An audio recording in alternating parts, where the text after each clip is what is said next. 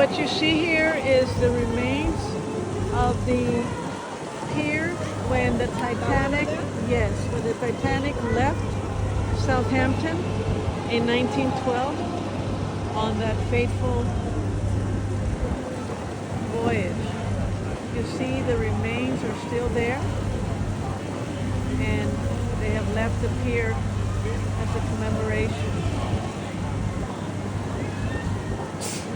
May all the souls rest in peace.